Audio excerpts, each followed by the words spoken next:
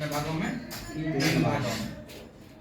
जैसे कि हिस्ट्री में होता है प्राचीन इतिहास, एक या तो कहा जा सकता है प्राचीन काल, मध्यकाल और आधुनिक काल। इसी तरह से हिंदी को काल विभाजन के तौर पर 3 भागों में बांटा गया। एक है पहला प्राचीन काल, जिसे हम लोग आदि काल के नाम से जानते हैं। आदि काल को हम लोग वीर गाथा काल के नाम से भी जानते हैं। इसी को हम लोग प्राचीन काल भी कहते थे। इसलिए कहते हैं कि इस समय में जो था, जितने भी वीर थे, ठीक है, मतलब इस काल में वीर पुरुषों की गाथा को सुनने को मिलता है।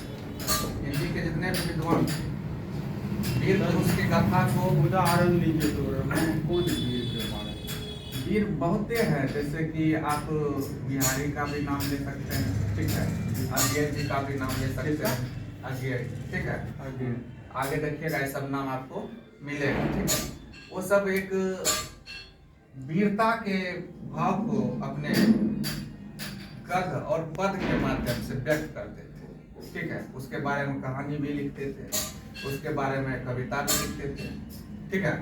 उसके बाद इसका सेशन माना जाता है 700 ईस्वी से लेकर 1400 ईस्वी तक।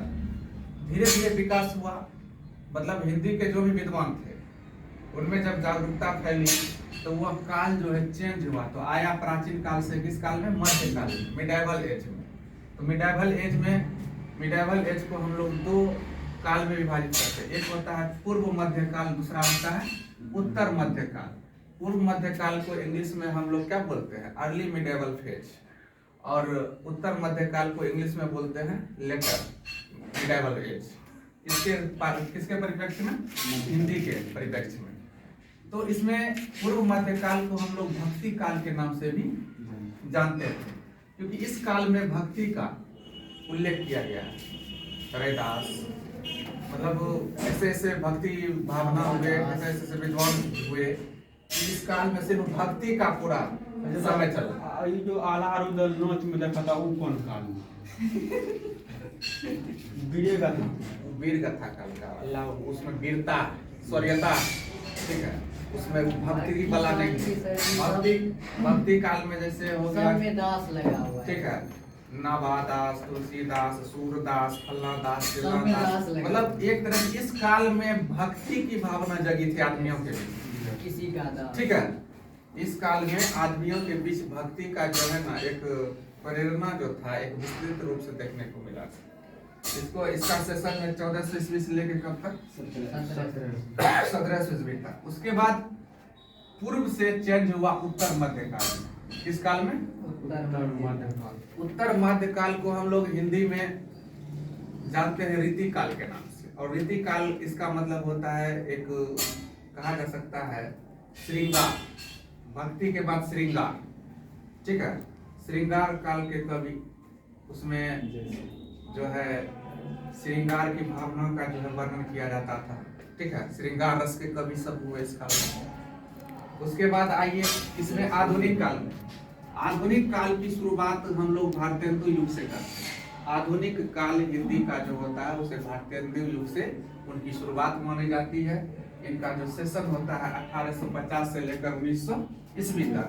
और आधुनिक काल में ही कई युगों में वो क्या हुए, आपस में विभाजित हो गए। जैसे द्विवेदी युग 1900 से 1910। उसके बाद हुए छायावाद युग क्या हो? छायावाद कवि, जैसे नाम जानते होंगे आप लोग, छायावाद में किसका नाम बताइए, लोगों का नाम आप लोग और बताइए। प्राकृतिक के सुकुमार कवि सुमित्रानंदन पंत, ये सब भी छायावादी थे, ठीक है। ये सब नाम बताएंगे एक एक करके, ठीक है। ये द्विवेदी युग उसका हजारी प्रसाद द्विवेदी युग, ठीक है, यहाँ पर है ये द्विवेदी युग, हिंदी का स्पेशल है। उसके बाद देखिए प्रगतिवाद, ठीक है। उसके बाद इसी को प्रयोगवाद युग के नाम से हम लोग भी जानते हैं। इसका सेशन है 1930 से 1953। उसके बाद नया नया कविता, नया नया लेखन शुरू हो गया, जो कि 1953 से लेकर अब तक के काल को जाना जाता है। अब इस युग में नया नया जो है प्रयोग किया जा रहा है, नया नया कविता का सृजन हो रहा है। लेकिन ये जो सेशन देख रहे हैं इसमें सब कहीं कहीं जो है ना किसी किसी किताब में डिफरेंट मिलेगा। विभिन्न हिंदी के विद्वानों ने इन्हें जो है अपने तरीके से विभिन्न सेशन में इसको बांट के अध्ययन किया, विभिन्न ईस्वी में बांटा, काल विभाजन किया। तो इसमें हम लोग ज्यादा डिबेट नहीं करेंगे कि सर आप ये लिखा दिए वहाँ यही देख रहे, समझ में आ रही बात ना। तो इसका कोई ये नहीं है, सब अपने अपने अनुसार। जैसे यहाँ पर एक हम डायग्राम दे दिए हैं आचार्य रामचंद्र शुक्ल के अनुसार हिंदी काल का विभाजन। तो उसके अनुसार कहा जाता है कि प्राचीन काल, जिसको आदि काल, जिसको वीरगाथा काल के नाम से जानते हैं, तो उसको मान दिया 1050 से 1375 ईस्वी। इसके अनुसार आचार्य रामचंद्र शुक्ल के अनुसार, ठीक है। उसके बाद इसी में मध्यकाल को दो भाग में बटा, ये भी एगो भक्ति काल, दूसरा रीति काल। भक्ति काल को माना 1375 से 1700 ईस्वी, और रीति काल को माना 1700 से 1900।